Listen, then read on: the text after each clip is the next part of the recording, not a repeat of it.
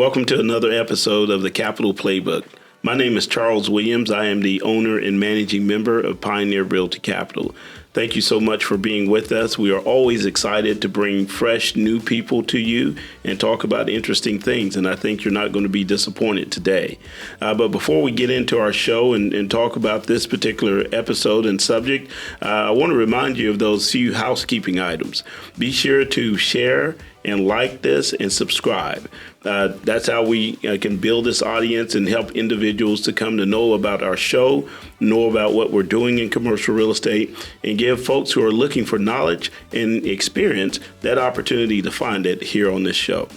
But with that being said, let me introduce you to Miss Meloni Behringer. Miss Behringer, how are you today? Hello. You cannot forget Melanie Marie, the $1 Million Woman. The $1 Million Woman. $1 Million Woman. Yeah, I think if you search the $1 Million Woman on Instagram or some of the social media stuff, then this beautiful lady is going to come up. So Miss Behringer has an interesting subject to discuss, or we're going to talk about. There are so many people who are looking to get into commercial real estate or get into real estate in general. And then when they get into real estate, they're trying to decide if they want to be on the residential side or if they want to be on the commercial side. And then depending on what side they want to be in, there's still so many different options within those industries that they can choose from. Mm-hmm. And she's been through that process. She started out as a residential real estate agent. Is that correct? That is true. Yeah. So how long were you working as a residential real estate agent? 4 years. 4 years. And so what made you decide to get into real estate in the beginning? Well, you want the truth or the lie? Well, which one you want first? I don't know. What's more interesting? What's going to sell some books? Okay. So I actually, I started out as doing taxes. Okay. I was actually pregnant with my daughter, and my cousin who's out in Atlanta, she was getting her real estate license. So we were, talking, having a casual conversation, and she said, "You know what, cousin? I know you like doing taxes. I know you think you're making some money doing taxes, but where the real money is in real estate." And I'm like, real estate? I'm like, well, what you got to do? I don't know what to do. So she said, all you got to do is just go get your license. And she said, you got freedom. She said, I know I'm a person, I don't like clocking in, clocking out. So she knew just how I am. So she said, I think it'll be a perfect fit for you. So I said, okay, I'll look into it. And I went and I took my real estate license. You want to know how many times it took me to take it? I'm hoping you're going to say less than 10. 6. 6? Close. I like to tell people that because I like to, You like to scare people. No, it's not even about scaring them. It's just about don't give up. Oh, that's a good point. If you really want it, and it was something that I've never done. I was in class. I didn't know what a mortgage was, but I wanted it. So I didn't give up on it. So that's why I tell people it took me 6 times. So how long did it take you from the time that you first started taking your classes to you passed your 6th exam? How long a period was that? Was that months? Was it years? Oh, not no years. Okay. I would say probably like 2 months because this was 6 weeks. The classes, it's 6 classes, and then each time I took an exam, it took me 3 times to pass the Texas, the state, and then it took me 3 for the national. So total, that's about 6. Okay. So I did it I didn't stop and take a break. You were determined to get it all done. I was determined to get it all done. So even taking the exam 6 times, you were able to get it completed within a matter of months. Yeah. Okay. And would you say that making that decision to go from doing taxes to getting to real estate has had a good financial impact on your life? Most definitely. Yeah. Cousin wasn't lying. Okay. Yeah. So you found some good things. And I think that's the issue with a lot of people is, number one, it can sound too good to be true. And then if it is true, then maybe I'm not smart enough. Maybe I'm not good enough. And they quickly give up, but you didn't have that issue, did you? I didn't give up. It was hard. I have 2 kids, so I had a newborn baby. Literally, she's to my hip. So, doing that plus learning real estate It was hard. Right. It still is hard. It's not easy. Real estate isn't easy. But I enjoy the challenge. I'm a person who, I don't like anything repetitive. That's why I don't like working a job, because when you work a job, you have the same script every day. Yeah. Well, when it comes to real estate, you're learning something different every day. And that's what I thrive off of real estate, because everyone's situation is different. Yeah, well, that's good. So now you made this decision 4 years ago. You finally got that test passed. Now, the first step, you get your license. Now you got to find a broker. What was that process like? Well, I had a good friend of mine, two good friends of mine who's already in real estate. Shout out to Niles Carlton and shout out to Ray Swan. Those were the two people that really was teaching me real estate while I was getting my license. Gotcha. So they were already with a brokerage. So, of course, I'm like, well, y'all teaching me the game. I owe y'all the loyalty. Why not go where y'all at? So I ended up joining EXP Realty, which is the residential side. Gotcha. But at that point, at that time, I still felt their niche was different from mine. They were focused on fix and flips, not really wholesaling, but fix and flips, investment properties. Right. I didn't want to learn that. I wanted to learn the traditional way. Right. So I felt like at that time, that was time for me to separate myself and go to a different, go somewhere else. Okay, yeah. And you and I talked about that prior to the show, that your mindset is more service oriented. Yes. And so you wanted to focus in how you could help that person who's looking for their home. Yes. Or looking for that place they're going to retire at and so forth. So how did you do? I mean, were you successful in the residential side? I'm not the $1 million woman for a reason. Okay. All right. I took pleasure into, I will always tell my client, it's not about the money for me. It's about taking you from you doubting yourself, thinking that you can't become a homeowner because you only have this amount of money or your credit score is once this.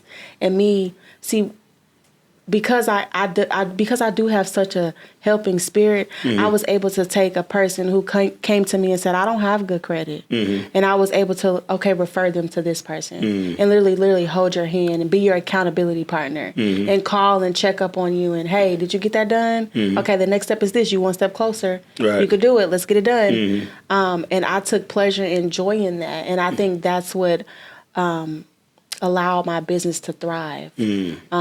I was told at an early stage on in my real estate career, don't chase the house. When you chase the house, you know, it's like chasing money. It's going to run from you. Right.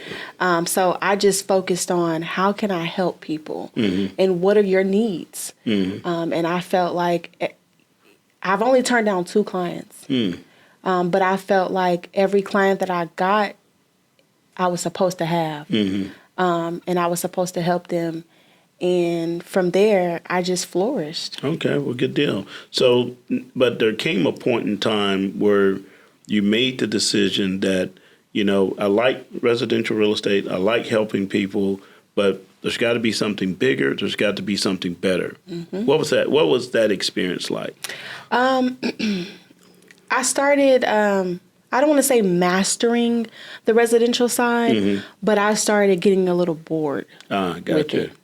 And I started to notice that it was coming oversaturated. And now how the market is, there's no, before you could take someone who had little to no money and help them become a homeowner. Well, now the rates are so high to the fact that it's not like that no more. Right. So it started to get kind of not really enjoyable. And then when I started realizing everybody wants to be a realtor, that's when I was like, okay, Meloni, how are you going to set yourself apart? Right. Because I know deep down in my heart, like I know I'm a woman, you a man, I know deep down in my heart, I'm going to be a legend in real estate. I don't know how just yet, but I know it's going to happen. Okay. So I felt like, what can you do to set yourself apart? So I thought to myself, I don't see too many people talking about commercial real estate, let alone a black woman. Right. Right. So and I did my research and I'm like, what black woman killing on the commercial industry? Nobody. There it goes. Nobody yet. Nobody yet. Right. Ding, ding, ding, ding, ding. Right. Here it goes, Melody. This is your opportunity. Okay. So it's one thing to have that thought, say, okay, and it also tells us a little bit about you, to have that insight to look and say, well, this market's becoming saturated. Everybody's quitting their job, getting into real estate and on podcasts and shows. And, it's like, yeah, it's kind of crowded here, right? So the money starts to become a lot less. But commercial is a lot different because we make a different type of money in commercial. But having the thought or idea that, okay, commercial is where I want to be, and then actually, moving to commercial, those are two different things. How did you do that? How did you go from residential and then leapfrog into commercial? Well, in 2020, I actually, as on the residential side, 2020, I closed my first 2 commercial deals. Okay. My first deal, my first opportunity I got, so I've always been a bartender. That's always my little hidden gem. Okay. And I used to bartend at a club called Pink Lounge in Dallas. The owner, Ricky Booker, pulled me to the side and he's like, hey, Ricky Booker had a food truck, that man can cook. So he put me to the side and he said, listen, I know you're a realtor, but I'm actually looking for a restaurant. Do you want to, do you deal with commercial? And I'm a very transparent person. I said, not at all, but I can learn. Okay. And he said, well, I hope I can be the one to teach you. And that's how I got introduced on the commercial side. So I reached out to a couple of my colleagues in real estate and said, hey, do you know anybody on the commercial side who's knowledgeable?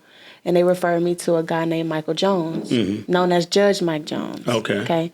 I reached out to Michael Jones and I said, I have a client and I'll give you the client.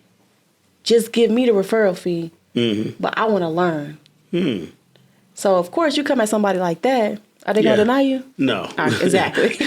So, and that's what I did. Right. So, people don't generally come at me like that. They come at me and say, I would refer you, but I won't have. Yeah. They do. So I need to start running. I need to meet more people like you, right? Look, I'm not. I believe in. I never thrived off money. Yeah. Money don't move me. Right. Well, what was more important for you was getting the knowledge and the experience. Yes. And what people often, they cut themselves short by being greedy is they could have that mentor, they could have that coach, they could have that person that's going to really walk them through the process, but their greed is in the way. Yep. And so as a result, they're never going to end up to where they'll never reach their potential because they're always looking at opportunities in terms of money as opposed to opportunities in terms of experience. Yes. And the experience, if you have the experience and the knowledge and the network, the money will come. The money gonna come. It just shows up. It'll come knocking at your door. You'll be like, who is that? That's your money. Money. Right? So anyway, I just had to interrupt to tell that. Was good. That was good. But so you are in this opportunity. You make this referral, but he's going to teach and guide you. How'd that go? It was amazing. He let me guide the client. He let me do the talking to the client. And whatever I needed, he was there. So for an example, I found out what my client needs were. I found out the location. I found out the budget. And then I would call him and say, this is what I got. And then I'll say, well, how do I respond back to this? Because I would tell him, don't give it to me. How I need to learn by you, you telling me the resources or telling me where to go get it. Only thing at the time that I couldn't do was pull the listings on CoStar because I wasn't a commercial agent at the time. Right. So he provided the listings. I sent them to my clients. And when it got time to actually us going out to tour the properties, I listened to the questions he asked to the landlord's rep. So I took that in as like, okay, this is the questions that you asked. Okay, cool. And I noticed that, see, I'm a watcher. Okay.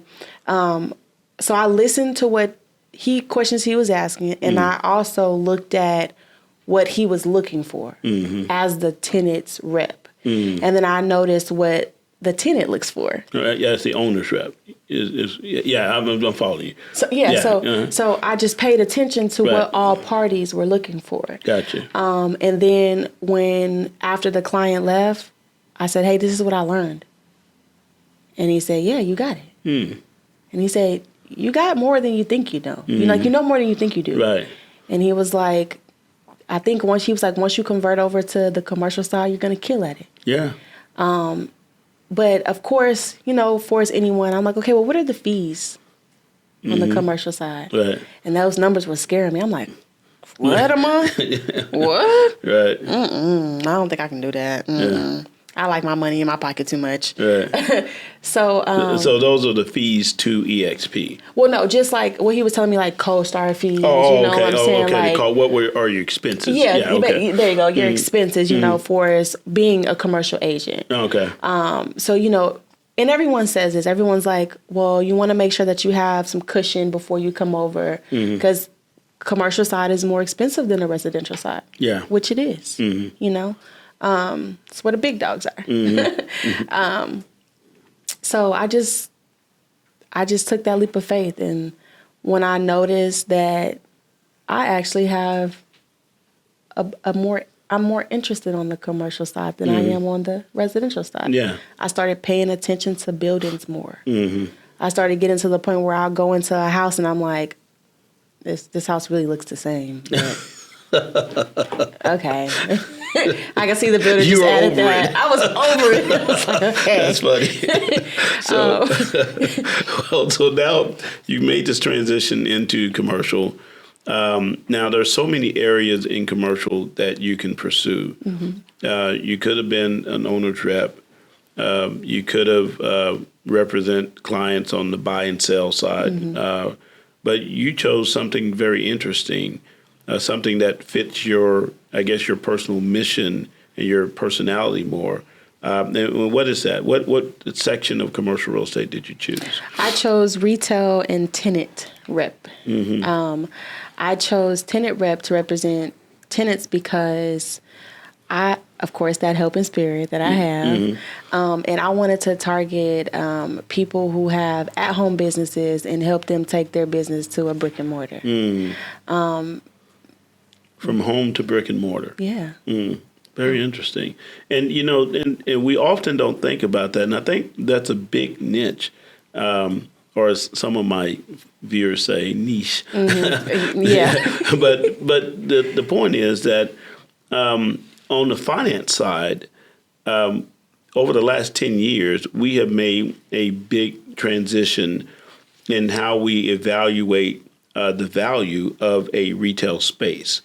It used to be the value would be based on that national tenant, that big box tenant, and we would give more credit to those.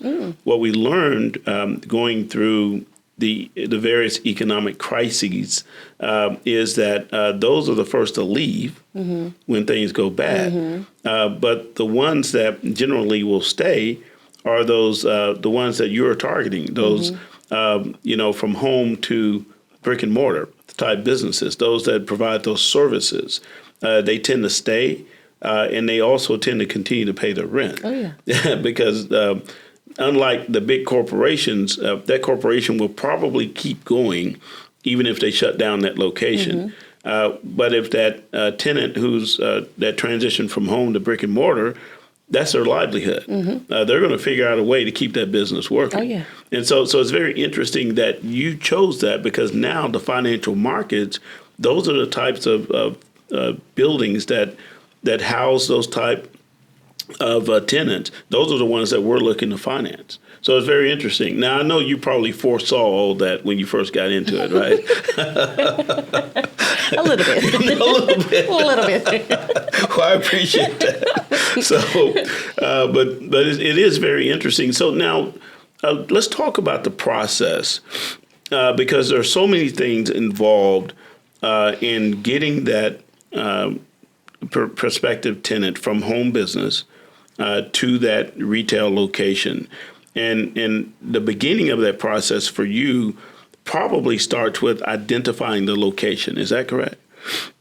Well, Or tell us what is the starting point for you. So you have this business model where you're going to help these prospective tenants transition from their home business to a brick and mortar location.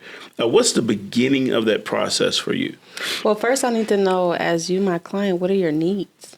Mm-hmm. What are you looking for? So you start with that home business first. Yeah. Okay. Mm-hmm. So you're working with them and you want to evaluate, assess their needs. Right. Okay. So I'll use a current client that I have right now because it's a husband and wife. Okay. They have a cell phone repair company, and they started out in a small city in Dallas, and now they've moved to Denton area and they're looking to relocate in the Carrollton area. And this is the conversation that he's telling me. So he's like, looking to relocate in the Carrollton area. I thought about the Denton area, but I don't know because I don't want to lose a lot of my clientele. We've relocated before and we had to close due to, certain areas. So I hear the need and the problem. Those are two things that I get. Okay. And I ask, well, based off your needs and your problems, what do you think the solution would be? And then from there, I'm a person that on my days off, I go and I drive the area. I go and drive different areas. And when I drive the areas, I call and I speak with either the landlord or the owner's rep, and I just have general conversation. I ask them, well, what are you looking for? What type of business do you want to be here? And because I do drive around, you have some owners that are out of state. Gotcha. And I can say, well, I understand that you're looking for this type of business and you will want that, but how this area is, this is what's needed. Gotcha. And that's how I pair the two. And then I also go off of personalities. If I see that this owner is a D-type, very direct, straight to the point, you as a person that needs sympathy, a little empathy, you're not going to work here. Right. So I try to pair people's needs to where it's a balanced relationship, business relationship with people. So that's kind of really how I play matchmaker. Yeah. And, really, and that's what a lot of this business, well, that's what real estate is in various levels, no matter if it's finance or on the, the sell buy side or on the tenant rep side, we're really kind of making the right match. Yep. And we're rewarded when that happens. So now, in order to evaluate these properties, to evaluate the rent in that market, and really understanding the market, you have to use some tools, right? What are some of the tools that you found to be very helpful in helping you as you go through and evaluate the property so that you can guide your client correctly? Well, Renonomy is one thing that I find that's really resourceful. If you guys aren't familiar with that, that actually gives you the owner's information. It lets you know if that owner is more likely to sell, how that, what type, it pulls database from, I think 55 million areas. So that's very lucrative for me. I use Crexy a lot. Crexy is a place where a lot of, when you put your listings on, it goes to that. It's like LoopNet in a sense, but you can still like kind of run comps in a sense. So I can see the demographics of the population, how much that income brings in, the surrounding areas from the brochures that the owner's rep put out there.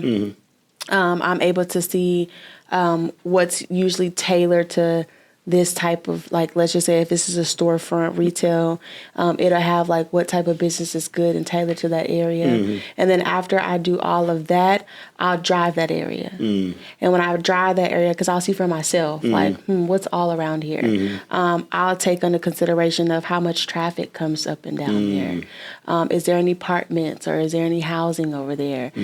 Is your area, does it have some anchor stores in that area? And then I'll call the owner's rep and I'll talk to them. And usually agents, this is a rant right here. Okay. But, answer the phone. Right. You know what I'm saying? Well, I think that problem goes beyond agents these days. So, yeah, or call us back at least. Yeah, or at least call us back. You know what I'm saying? But or they're so quick to get off the phone. Right. You know, but I'm that person where I feel is I'm going to create a relationship with you because this is not my only client I have, and this may not be the first time I cross your path. So I need to know when I talk to them, I'm inquiring about that property, right. but I'm also asking what else do you have? Right. What other listings do you have that could be tailored to these type of businesses on my clients? And then I'm going to ask the agent, well, can we meet up and do a tour one day on all your properties that you have? And some will do it, right. and some, they won't. But they all should. But they should. If they're serving their client. Yes. Yeah, they're supposed to be representing the owner and the property properly represent them. But, one of the things that I'm finding, again, on the finance side is that a lot of these owners' reps don't understand the demands of the financial markets. So they're so focused on these corporate tenants. And, for us, that's not what we're looking for. It's harder financing. I'm going to provide more capital to a building that's got a lot of local tenants who are going to do everything they can to keep their business and keep their job, then I'm going to do if I got a bunch of national tenants who can just pick up and leave. Right. And, so it is very interesting. But I think that your point about that service to the owner or service to your client is well taken. I really appreciate, how you take the effort to serve your client. So now, one of my rants. Okay. So now that you've identified the right relationship or the right place for your tenant, there are certain steps that have to be taken to get that, to literally get that prospective tenant from his home or her home to that space, right? If you will, just kind of walk our audience through step by step what would be expected of them as they make that transition from their home business into that retail space. Awesome. Those are good questions, key points. First, I would say have a business plan. Okay. That's very advantageous because at-home businesses, usually you just have a starting point and you just make it happen. Right. But you have a business plan because you have to remember you're stepping into an industry that you're considered a startup. You're not seasoned. So landlords really look at you as you don't know what you're doing and you're going to fail. But that's not true. Okay. So have a business plan. Second is have some reserve, have some capital. So at least have 3 to 6 months saved. That's going to be just for your rent amount. Okay. And then also have some capital saved for your build out because you can find a desirable location, but it may need some work. And that's what they fail to realize. Or if you don't have the money for the build out, sit and speak with lenders who can help you get small business financing. And those are things that I provide. I can help give them resources too. And then after that, after you have that business plan, after you have that money saved, after you didn't sit down and try to get that financing, have a business entity. The reason why I say that is because usually when people have an at-home business, they don't have a business entity. They have that DBA. Right. Well, which exposes them to all kinds of risk. Yes. Yeah. Yes. So get either a LLC or S corp or a C corp because if you know that you have a business where you're making like $20,000 to $30,000 monthly just from your home, just imagine when you get into a brick and mortar how much you gonna flourish and boom. So have that business entity because when it comes time to giving Uncle Sam his money, you want to make sure you structure right and you're protected. Absolutely. In fact, you came from the tax industry. Most people don't realize that Schedule C companies are the most targeted for what they call it, audits. Yes. Yeah. So if you want to get audited, then keep your Schedule C. Yes. Be a sole proprietorship because they're looking for you. They're looking for you. But you want to get an LLC and then have it structured properly. There's some. If you just get the LLC and don't fill out the other forms, then you're still going to be treated as a sole proprietorship. So there's some other documents you need to fill out, or just do an S corp or something like that. But those are good points. Keep going with that. So we talked about having reserves, very important. Having a business plan, and that not only builds your confidence, it's going to build the confidence of people that are taking a chance on you. Yes. That landlord could rent to whomever they want up until you sign their lease. And then after that, they're stuck for 6 months, a year, or 5 years. So they want to make sure you're the right person. And they're most likely to rent that space to someone who has a plan, who has reserves, who knows what they're doing, than a person that just says, "Oh, I want to rent this space." Oh, yeah. Yeah. So and then we talked about having a business entity. What else would that person want to do? I would say, and also having a market plan, because where I see a lot of startup business going, when they actually enter their spot, they're dead for a while because they didn't take the proper time to market properly. So you have to take a risk sometimes. You got to remember that, you have clientele that that came to your home or you went to them, but now that you're in a new location, so now you got to target those other surrounding areas. Right. So don't be afraid to put yourself out there. Don't be afraid to network. I always say your network is your net worth. Yeah. So get out there and network. Yeah. Well, man, those are some great points. And oftentimes individuals don't think about that. And it's funny. I'm glad you came on this show. Thank you. Because we're always talking about the tenant rep side, where and we talk about big companies, but never the little small and mom and pop type companies or the owner's rep. But this is a very interesting perspective. It was really good that you've chosen that as your target client to serve, because I think the demand for that is so great. There's so many people that need that advisory where you can go and show them exactly what they need to do to kind of make those steps and then to grow their business. Now, let me ask you this. So you get this tenant, and maybe this hasn't happened yet, but it's going to happen, I can tell you. They go in, you put them in a location, they're going to just do phenomenal, have a great business, and then it's going to be time for them to move into their own space where they own their own building. Now, I know you've had some experience early on with that, but how do you see that transitioning for you in your business model? Right now, you're representing those who want to rent a space. But do you see yourself at some point in the future representing those who want to own a space? Of course, most definitely.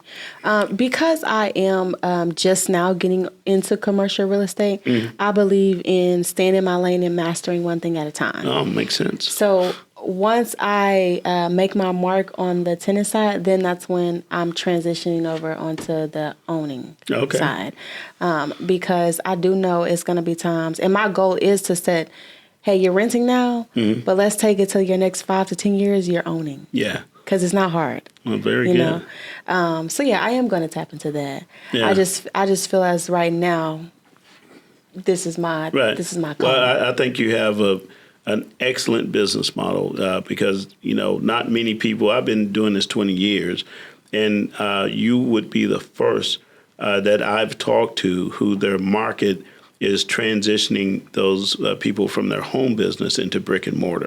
And I think it's a great service. I think it's something that's needed, and you're probably going to have a few copycats. That's fine. That's fine. After this episode airs. So tell me, and maybe this is a recap, but we talked about this before.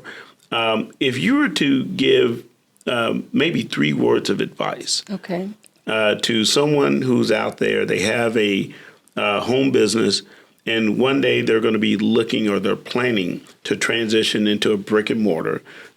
What are the main 2 or 3 things that they need to know that's going to best prepare them for making that transition? Okay, so I'm going to say this, but I'm going to break it down. Okay. Self-sacrifice is a solution. Okay. Self is have confidence in yourself. Okay. Know without a shadow of a doubt that what your business plan is for you and it's going to thrive. Okay. Okay. Because what happens is a lot of people, and I've actually spoke with clients who self-doubt themselves. So they'll be like, well, I spoke with this person, I spoke with that person, and then they just discouraged me. So now I don't even want to do it no more. I'm just going to stay at home. Yeah, and I know that just kills me. That someone else has taken your dream And crushed it. Put it in their pocket, and they walk off. Yeah. And they're probably broke too. Yeah, there you go. Yes. Right. So that's why I say self. Okay. Sacrifice is you're going to go through loopholes. It's not going to be peaches and cream. You got to sacrifice your time. Yeah. Your money. Your putting yourself in an uncomfortable position. So you got to sacrifice that to get over that hump. Yeah. And then solution, no excuses, just producing. Figure it out. I like that. Figure it out. Yeah. So that's my motto. Yeah. Self-sacrificing solution. Man, that's great. I can tell there's a book coming. Or there should be, right? It should be. Well, good. Maybe later on in the future. Well, I'm pretty confident that we'll be hearing from Miss Meloni Behringer again with EXP. And we didn't talk about the group you're with. You're with the Invest group. Yes. And that's a group within the EXP platform that does focuses on commercial real estate. Yes. But I can tell you that there are going to be so many people in our audience who have thought about real estate and thought about making that transition. They're not aware of the diversity, right. All the different things that you can do. And this is one thing I wanted to point out that's interesting. Most people may not know this. Did you have to get another license when you decided to go from residential to commercial? No. Isn't that something? No.